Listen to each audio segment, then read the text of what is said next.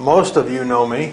For those of you that don't, I'm Ed Friedman. I chair Friends of Merry Meeting Bay, and we are a unique organization in that we engage in, just kind of look at things holistically.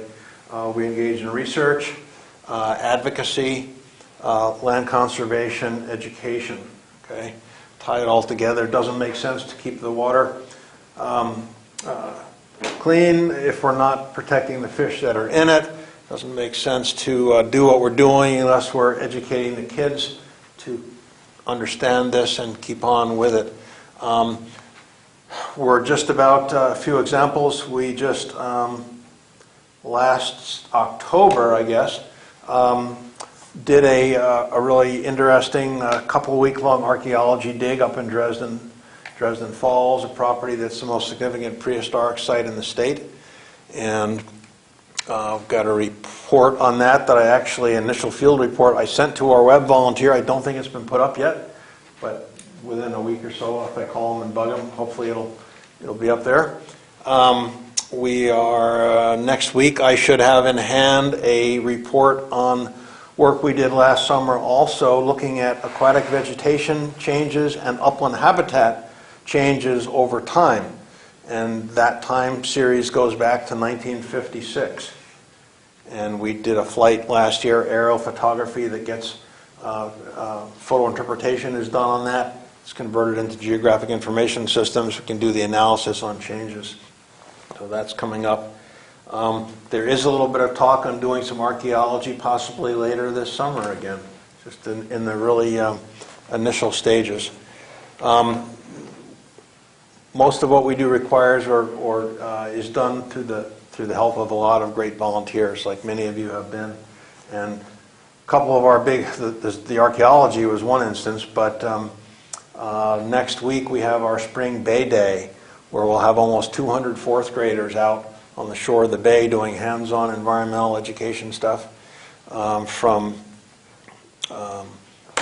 doing watershed modeling, to beach seining for fish, to doing indigenous fish printing, to bird walks, maybe geology walks, things like that. It's a lot of fun. Springtime will be at Chalk Point School, and in the fall we'll do this in Bowdoin. I think we're set with volunteers. There's about 50 volunteers participating in this. It's a big effort. And and land protection, again, we've protected maybe 1,200, 1,500 acres around the bay, a lot of it wetland. The most important unprotected piece of land on the bay just came up for sale a few weeks ago, and been working really hard since then on trying to protect that, and talking to the realtor and talking to the owners. And unfortunately in this case the owners would like to see probably a maximum return on it.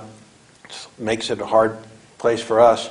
I just got word yesterday that the land is under contract to the realtor's conservation buyer is not the same as our conservation buyer, so we'll see what happens. But it's a really important piece. Centers Point in Bowdoin, and it's sandwiched between lands that we have a conservation easement on and inland fisheries and wildlife game management area. So a very important piece.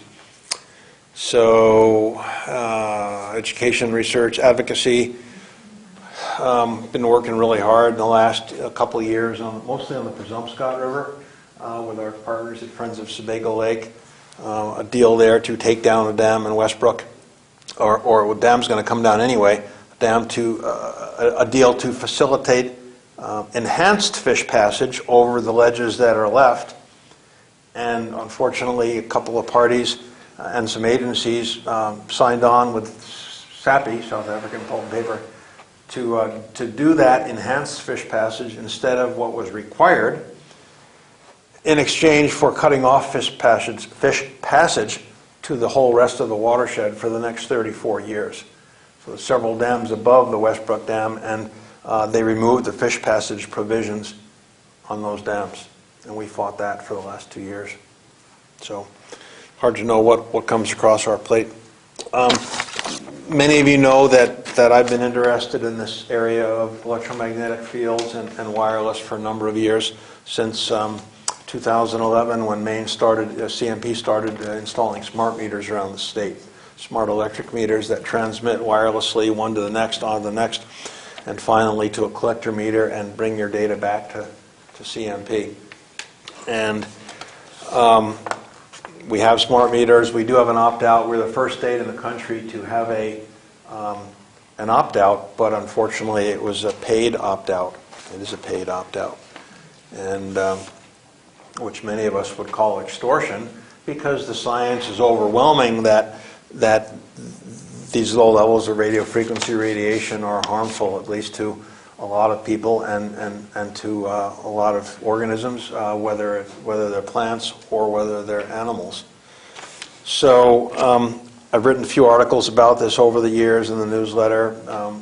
People are starting to see 5G, out there in the press, and that's kind of an amorphous thing that our speaker will probably talk to you about tonight.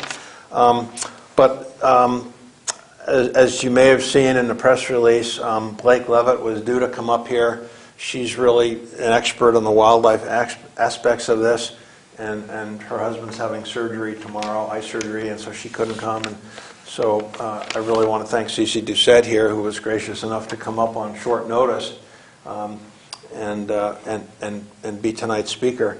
I think Cece's specialty is more wireless in schools and alternative methods of safe technology, but she's going to talk about wildlife as well, because we are an environmental organization, and we're going to go meet with one of the schools tomorrow morning before she goes back to Massachusetts.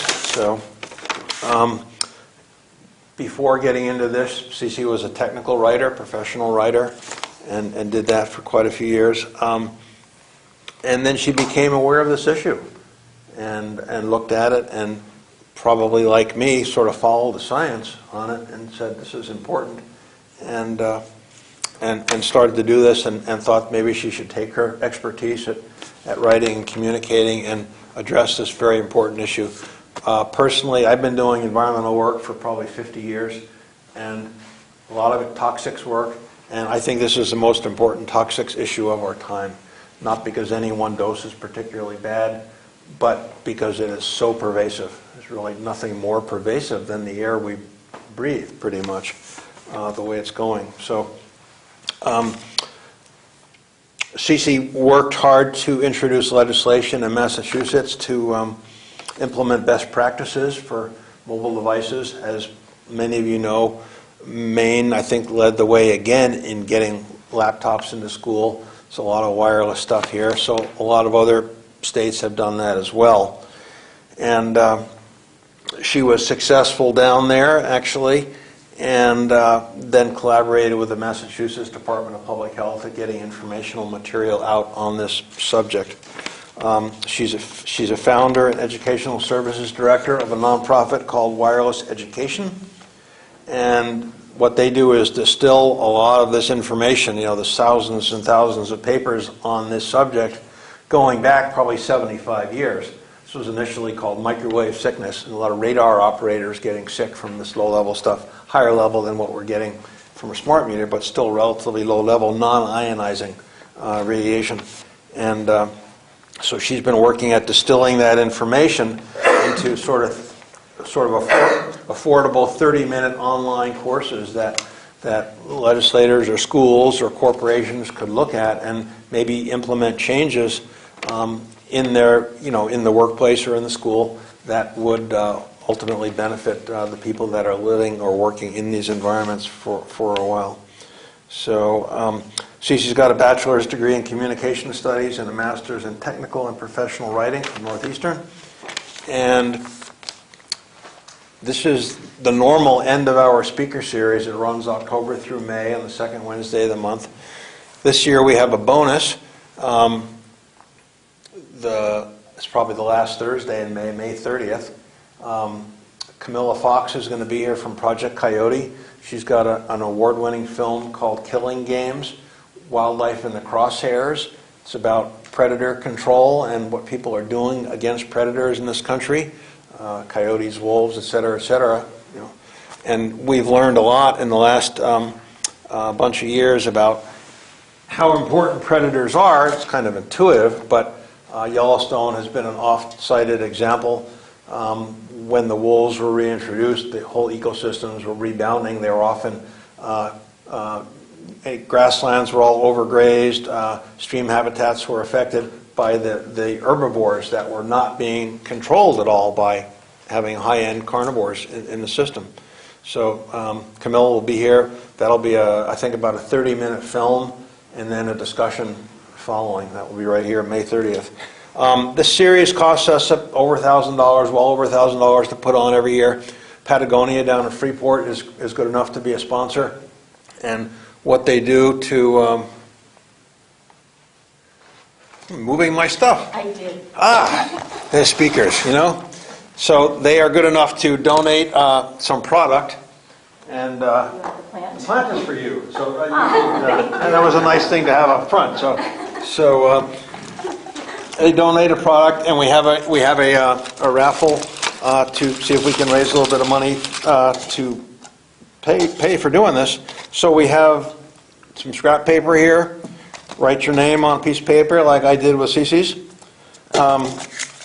Drop that in the nice teddy bear tin and put some money, like $5 or something, in the basket. The odds are really good tonight. So if you'd like to contribute something and be eligible for a door prize, Cece will pick a winner at the end. All right. Okay? I think we're good. Thank you. All right, Ed. Thank you, and thank you everybody for coming out tonight. As Ed mentioned, my name is Cece Doucette, and I'm from Ashland, Massachusetts. And about 5 or 6 years ago, I really had no idea that wireless was something that we should be concerned with. In fact, we kept hearing about the 21st century classroom in our schools, and I was helping to run our education foundation at the time, so we jumped in to try and get all this great new technology that we were hearing our kids were going to need to succeed in life. And then I went on to become the grant coordinator in our schools, and I ran our government grants, but then I heard about Donors Choose, which is crowdfunding for teachers. And I thought, well, there's an opportunity because our budgets have been cut to the bone. So I promoted that, and we got over 100 projects funded, and we got wonderful things like iPads and Chromebooks and minis and Apple TVs and smart boards. And then at book group one night, a girlfriend of mine who's an electrical engineer was reading a book called Zapped. And she inferred that there could be something up biologically with wireless. And I just made a mental note of it, and then something crossed my path not long after that in writing, and I went, wow, if there's anything to this, I would like to know, because I've worked very hard to bring this technology in. So I was finding things like the French National Library took wireless out in 2008 because of the health risks. Pockets in Belgium and Italy and Israel were removing it from their schools. So I'm passing all this out to my schools, to my superintendent, our school committee, our principals, our science teachers, our nurses, you know, anybody who might listen. And I got back crickets. And I think it wasn't until they read the fine print that comes with all of our devices that they had an uh-oh moment. Does anybody with us tonight have an iPhone on you? Okay. If you could take out the iPhone, and I want to walk you through where that legal fine print is. Can you take yours out? Yeah. Okay. And go into Settings. And then once you're in Settings, remember the acronym GAL, like this gal came and spoke to us tonight. So once you're in Settings, scroll down just a little ways and tap General. That's the G in GAL. Okay. Then up at the top, hit About. That's the A. And then scroll all the way down to Legal. It's the second from the bottom. So GAL, General About Legal, once you're in Settings. And what does it say at the bottom of Legal? RF exposure. Yeah, it's right there in the fine print. RF exposure, which is radio frequency or two-way microwave radiation. And in that legal fine print that comes with all of our wireless technology, it says a couple of really important things. One, keep this device at a distance from your body, or you may exceed the FCC limits for public radiation exposure, which, as we'll discuss in a minute, were never even safety tested. And two, use a hands-free option, because by holding that phone in the way that it's given to us, we don't realize it, perhaps, but there's 5 or 6 separate microwave radiation transmitters in there, constantly pulsing billions of cycles a second. for a handshake with the nearest cell tower or router. So you've got a Wi-Fi antenna, a cellular antenna, a data antenna, a Bluetooth antenna, a locator, and by now a public hotspot because they're using us as the network. So I think when Ashland Public Schools in Massachusetts read that legal fine print, they realized that they had legal responsibility. And so Ashland became the first in the United States to put a little sign up like this that says, turn off the Wi-Fi when not in use, turn off those devices when not in use, and never put a device on your body. And so we have these laminated and hanging all throughout our school district, but they're actually waiting for higher authorities to tell them what to do before they actually choose safe technology for our children.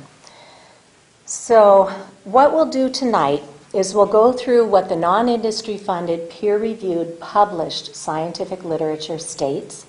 We'll talk about how wireless actually came to market with no safety testing. Then we'll look at what 5G is and what small cell installations are. And then we'll talk about international and domestic actions that are happening right now that lead to some pretty good examples that the rest of us can follow. And then we'll talk about community-level solutions for safe technology. And then even device-specific. What can we do to still use technology but not expose ourselves to this microwave radiation? So in November, our own government finished up a $30 million study that had been going on for nearly 2 decades. And at the time that they started it, cell phones were the technology of the day, right? So they went in expecting to prove that cell phones are safe.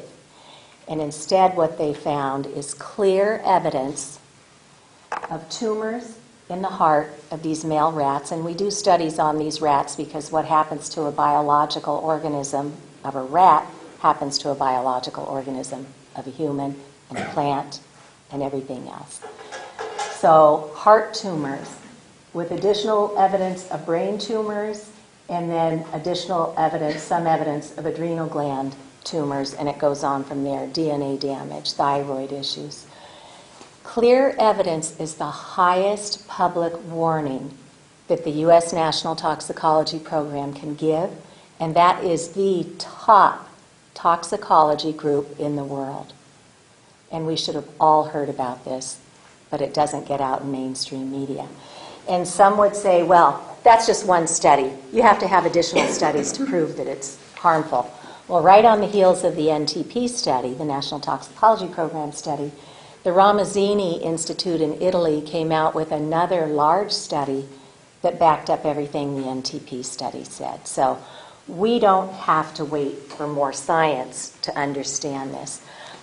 We owe a debt of gratitude to Dr. Martin Pall. He's a professor emeritus out of Washington State. And he has culled the scientific literature and all the reviews that have been done. So a review will take multiple studies and assess what the risks are. Dr. Pall has summarized 8 areas of biological evidence of harm. It attacks our nervous systems, including our brains, leading to widespread neurological and neuropsychiatric effects. And it attacks our endocrine, our hormonal systems.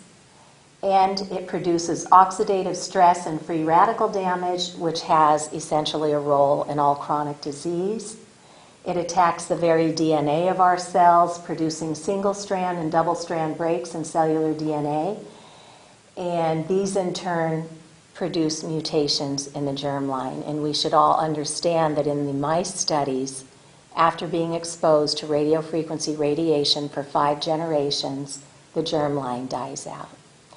And for anybody who's looked at what our United States sperm counts are right now, we are down 50%.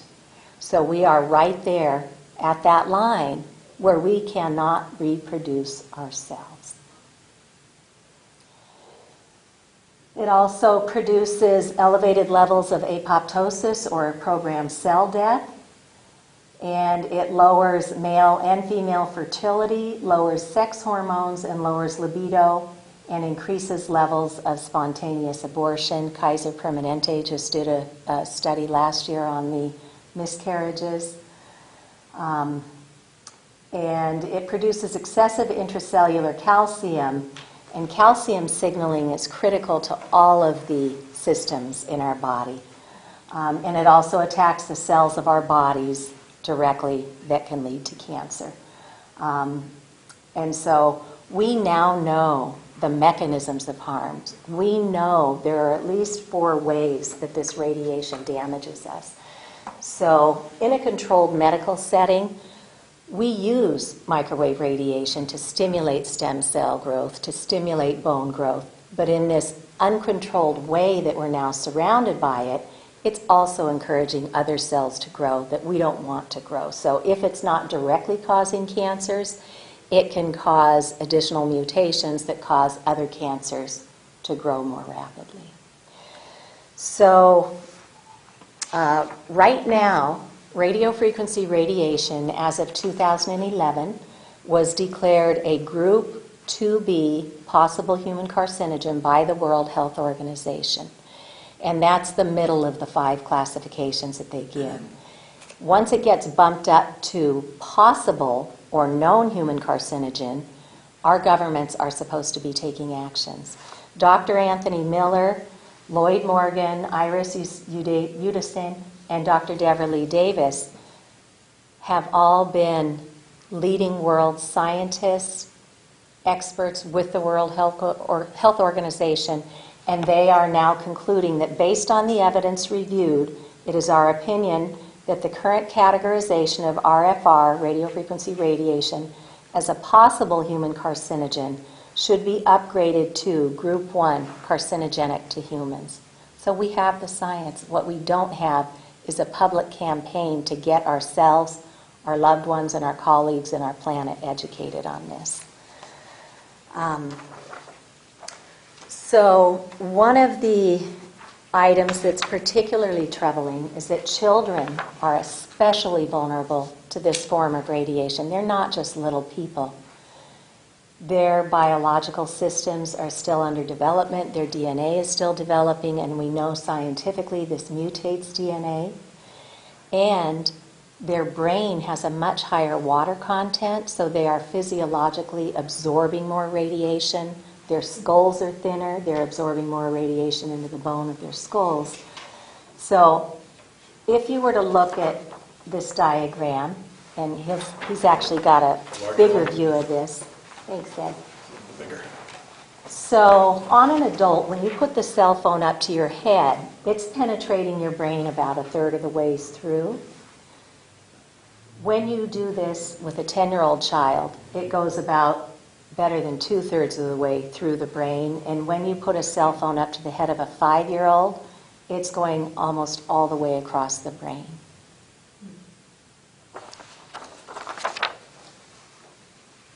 So to talk a little bit about what this is doing to our environment, there's a Dr. Cindy Russell out of the Santa Clara Medical Association out in California. And she wrote a really good article called Wireless Silent Spring. And for anybody who leaves us your email address, I'll be sending all this information out to you with links to everything. So don't take my word on any of this. Do your own independent investigation and then decide what you'd like to do with that information. So when we think about our wildlife and what's been happening over the last couple of decades, we know that we shouldn't have neonicotinoids out there. We know we shouldn't have glyphosate and the other chemicals that have been dumped into our planet and our food sources and such. But when we start looking at what this additional layer of radio frequency is doing to our wildlife, we have things like birds who are traveling by night, and their navigation systems are electromagnetic, and they're very sensitive to the Earth's electromagnetic field, and that's what they use to navigate where they're going, right? And now we've layered on all this electrosmog that can cause them to lose their way. Or when we have cell towers on at night that have this red beaconing signal, They swap out that one on the ground for the one up in the sky, and they either smack right into it and drop dead right from there, or they get caught up in the wires, or they can't figure out what that light is and they fly around till they drop dead out of exhaustion. So it's not good for our birds. It's not good for our bees, whose little navigation systems are overwrought with this constant emission of microwave radiation. And this is all in the scientific literature as well. So they're not finding their way back to the hive. We have other studies about the fish. We have other studies about the plants. And we have something inside our own biology called the voltage-gated calcium channels. And it turns out plants have a similar mechanism. And in the humans, when this constant pulse of microwave radiation is hitting our cells, it causes a leakage at the cell wall. And when that comes out, it creates a chemical reaction that produces a really nasty free radical called peroxynitrite. And when we look at something like glyphosate or the other agricultural chemicals, we know that the downstream effect of that also can produce this free radical peroxynitrite. So that's what's happening in humans. And when you've got peroxynitrite in your system, it might go to you for breast cancer, to you for brain cancer, to you for infertility, and on down the line. What we're learning with the plants is that it messes with their calcium channels too. And so as plants always do, they've got mechanisms to protect themselves, right? Well, what the plants will do is express terpene, which sounds an awful lot like turpentine, and they will shield their outer layers with this terpene. And one plant will communicate a threat to another, so it kind of spreads. And now you've got all this foliage out there that's basically primed for fires, right? So when we start seeing wildfires that are getting out of control, this may be an area that we need to be investigating as well.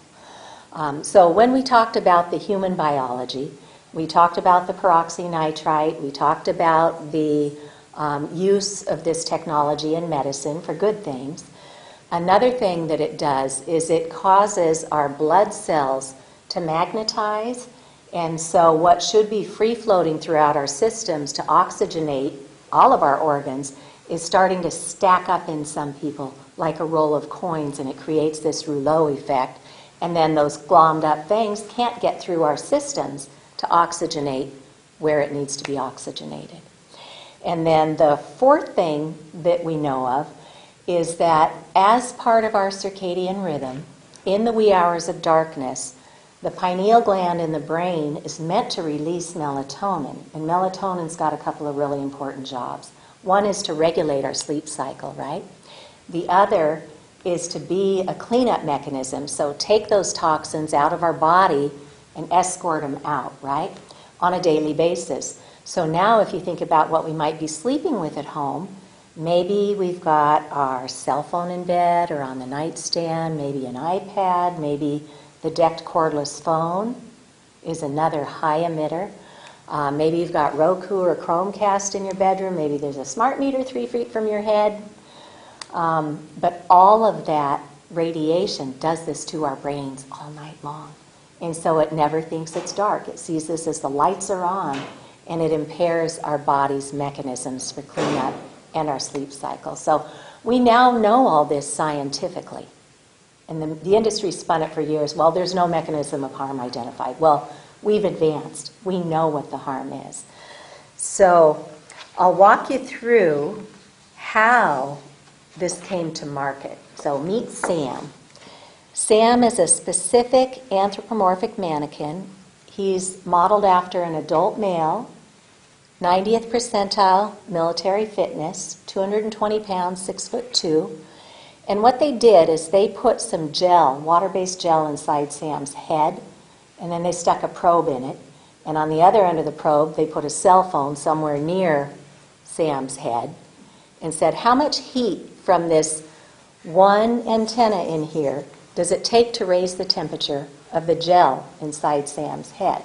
So these are just strictly engineering, physics principles. Has nothing to do with a person or a baby or a child or a senior citizen or a pregnant woman or anybody with an existing health condition. And we now know scientifically those are especially vulnerable subpopulations. But here's Sam. They set up our FCC guidelines. We don't even have standards. Our FCC guidelines for how much radiation we can put out to the public based on the gel inside Sam's head. And they didn't even put the phone right up to his ear. They left a distance because the industry knew they could get that to market just based on heat. Now there's something called PhoneGate out of France where they're actually doing the testing. If you put that cell phone up to your head, you're exceeding those FCC limits, which were never safety tested to begin with, by 3 to 4 times. So this is what they did. And then some of you may recall back in the 90s, Dr. David Perlmutter was a neurosurgeon, and his patient died of these unusual tumors on the side of her head that lined up with the antennas in her cell phone. And he or the husband got on Larry King Live and said, and they line up with the antennas on her cell phone, and stock prices started doing this. So the industry said, well, this is terrible. You know, we have the means, let us do the research. And so with our government, they set up this wireless technology research program. They put Dr. George Carlo in charge of that program. He hired 200 scientists, and for years they did the studies. Dr. Carlo reported back to the head of the industry that this probably is what killed that woman, and children are especially vulnerable. And instead of protecting the public and choosing the precautionary principle, they got the Telecom Act passed in 1996, which they pretty much wrote, the industry. And the head of the industry association at that time, the Cellular Telephone Industry Association, which has now rebranded itself, it calls itself CTIA, the wireless industry, that was Tom Wheeler. And Tom Wheeler grew up to become not only the head of the CTIA, but the head of the cable industry prior to that, and then he became our FCC chairman. So in my work with this, in my investigation, and for 2 years I didn't have anybody I could talk to about this, so I'm just, using my research skills and seeing why doesn't somebody have our backs on this? If this science looks as bad as I'm finding, surely somebody's protecting us, right? And then in 2015, Harvard University Law School Center for Ethics put out a 59-page report called Captured Agency, How the Federal Communications Commission is dominated by the industries it presumably regulates. And there are documents showing that other organizations at our federal level are also captured agencies. So this was my missing piece.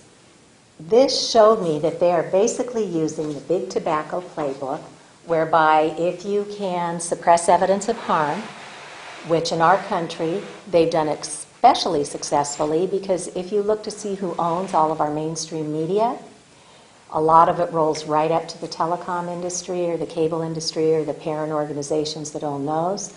Or when you listen to your radio and TV, it could be kind of fun, start counting how many telecom ads you hear, right? Our networks can't afford to bite the hand that feeds them. So we don't get this, by and large, in the public mainstream media. There are some things that the industry would probably rather we not know. Lloyd's of London, Swiss Re, and others have already for years recognized this as a leading risk, and they put exclusions in their policies to say we will not cover damage from radio frequency. So just like the little fine print disclaimer we looked at earlier, when they come into your town now and say 5G, autonomous vehicles, smart cities, what that means is that they're going to pair that with the existing infrastructure. So we started with cell towers 300 feet in the air in the industrial parks, right? And now when we look around, it's encroached closer and closer. So long as they can paint it the same color as the building, they'll put it up on a building. So long as they can make it look like a tree, they'll stick it out somewhere. That's the antennas we have, the big macro cell antennas. But they've maxed out pretty much the new revenue that can be made off of that. So what's left of the electromagnetic spectrum, down here are the radio waves, the TV waves, which for a long time were analog waves, right? And unless you were standing right under the towers and getting a whomping dose, our bodies could acclimate to that pretty well. When we got into digital technology, on top of that rolling continuous sine wave, we added a square wave.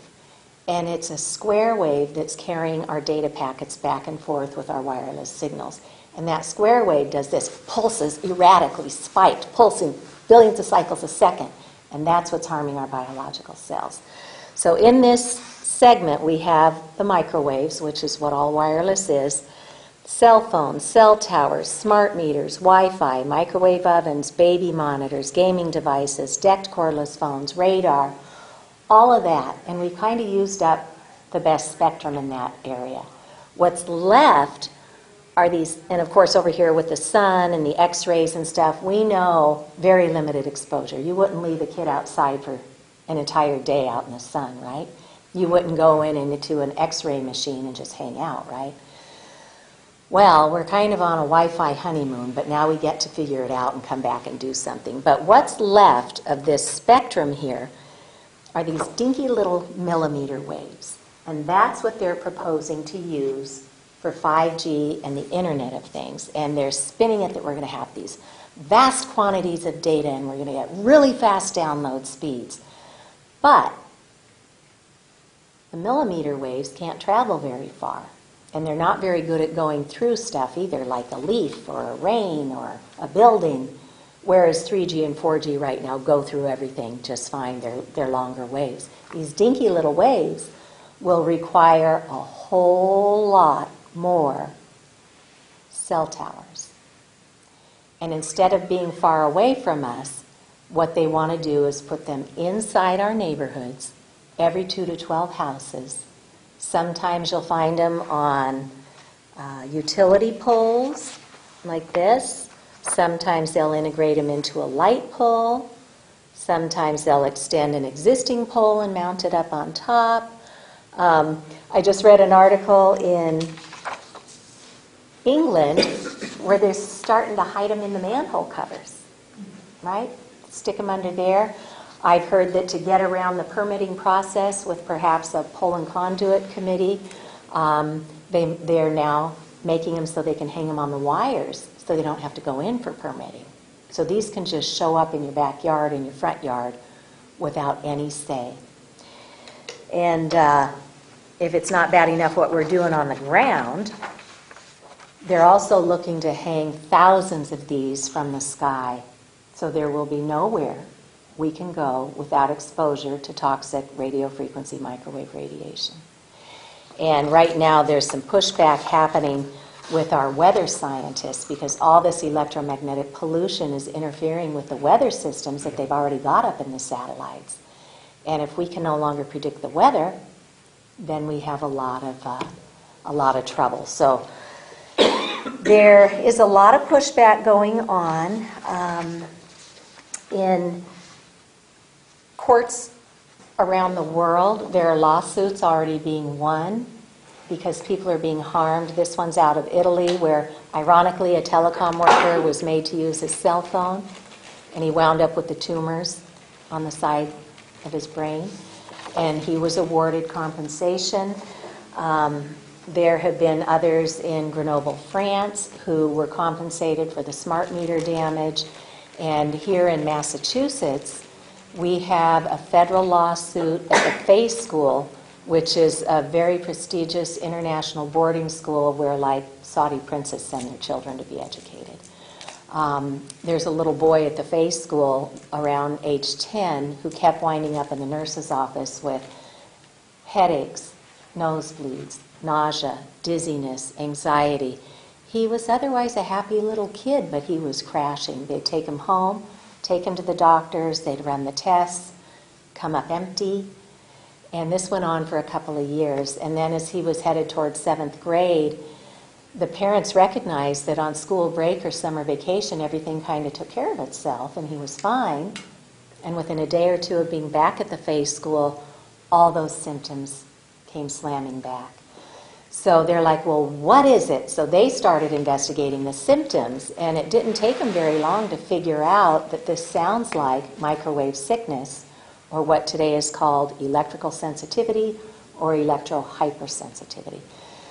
And they discovered that most of our doctors have never been trained on this, so you would need to get an environmental health specialist, which we were fortunate to have a couple in Massachusetts. So they got a diagnosis, went to the school and said, we believe, and our doctor believes, that it's this industrial strength mesh Wi-Fi network in the school that's making our son sick. Could we please ask for accommodations and just hardwire the 10 classrooms that are now 7th grade child is going to need to be in.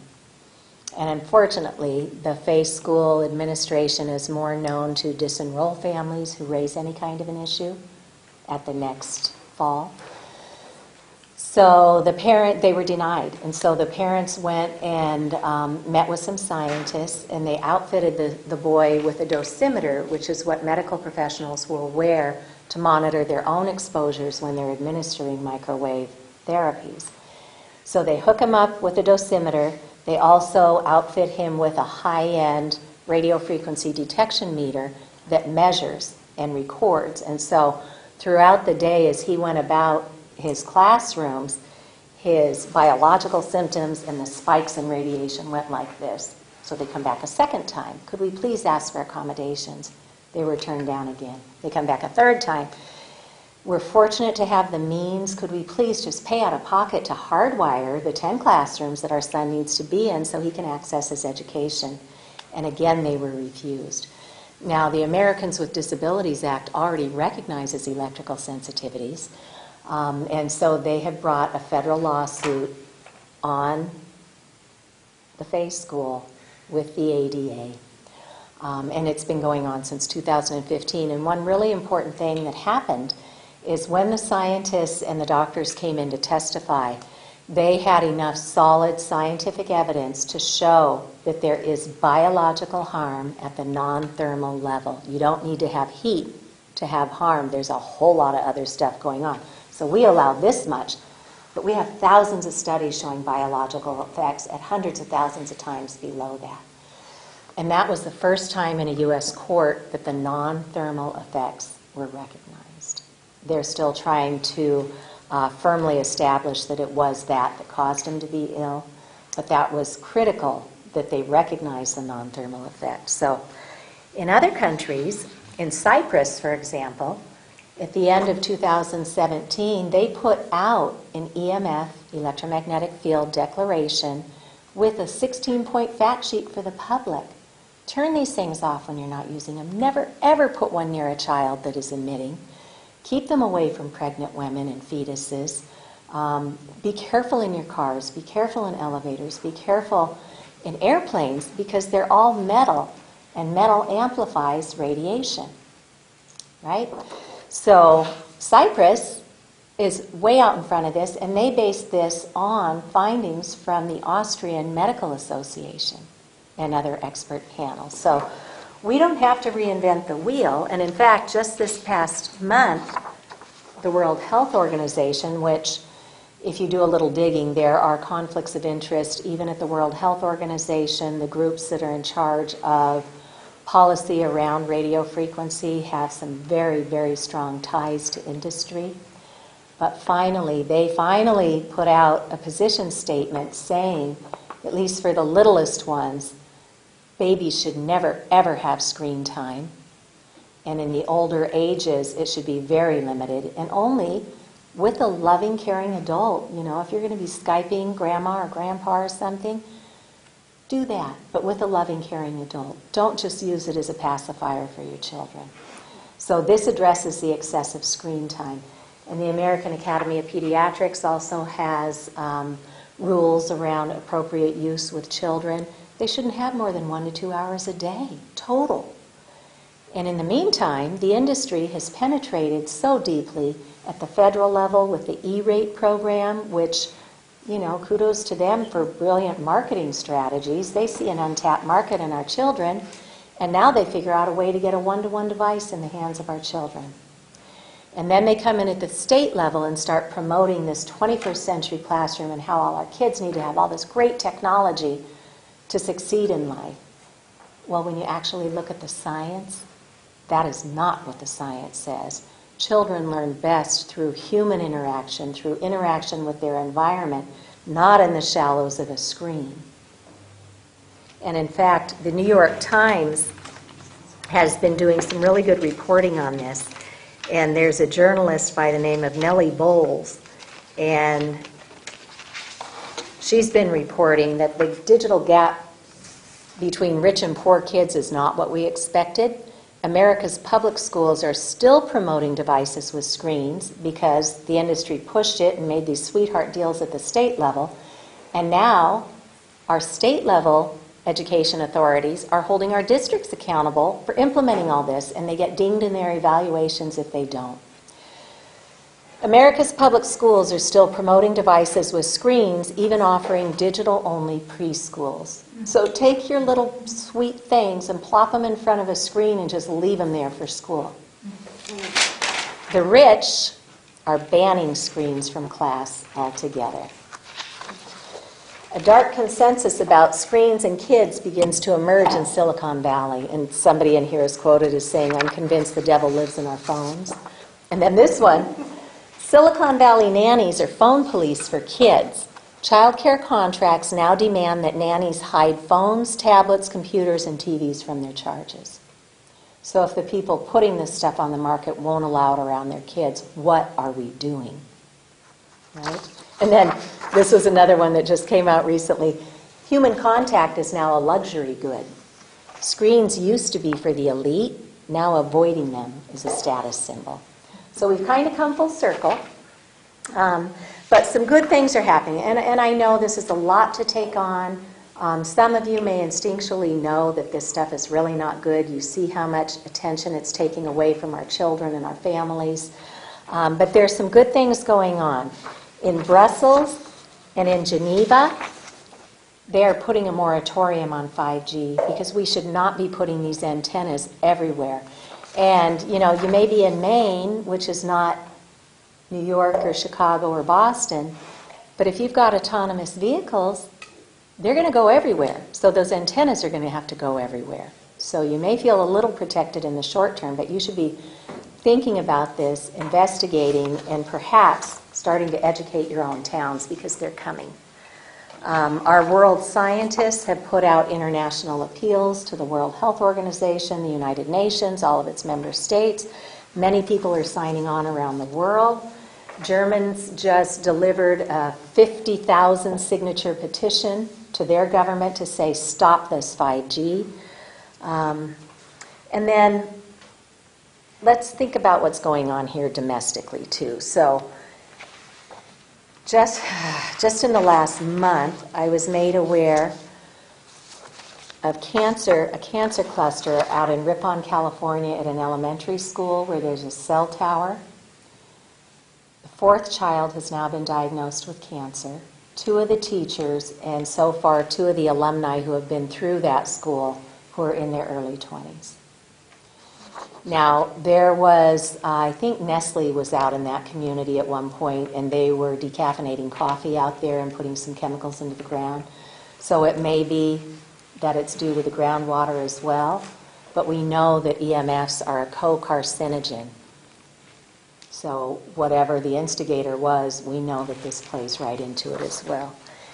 And then in Pennsylvania, just in the last week or two, the health department is investigating multiple cases of rare cancers at another school. Out at Rocky Mountain High School in Colorado, they have a cell tower on the roof. And there are, I think, 6 kids in that graduating class with cancer and a couple other kids with cancer on that campus. So it's happening, and cell towers have been around long enough now that the cancer is now showing. And when you look at the American Cancer Society statistics, and you look at colon cancers and rectal cancers, these are doubling and quadrupling among young adults and other adults, and this is where we're carrying things. We're seeing breast cancers in men and women. Women and girls tucking them into their bras, men putting them in their shirts or their suit pockets.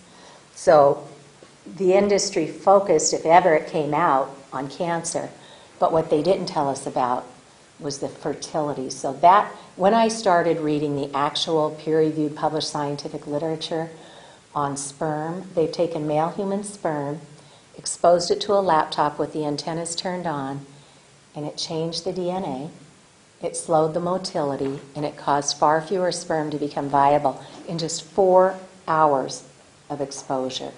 And I was like, you got to be kidding me. I had just bought my 15-year-old a laptop for Christmas, and of course, where was she using it? Right on her lap. Right? Notice they don't call them laptops anymore in marketing. They call them tablets, which is another clever little trick. You know, use it on a table, not on a lap. So there is pushback. The United States Conference of Mayors are fighting about 5G because not only are they trying from the federal level to take away local rights so that our towns can't say if or where they want this technology, they're just going to grab the public access way and start putting these antennas up. And they're going to lowball our towns so that if you've negotiated a nice rate for putting anything up on the public access way, they're going to come and lowball and say, well, we'll only give you $100 or $200 for that. And you might have negotiated $1,400. So the Conference of Mayors is pushing back. Out in California, they tried slipping in a bill to put 5G small cell distributed cell antennas up. That was finally defeated.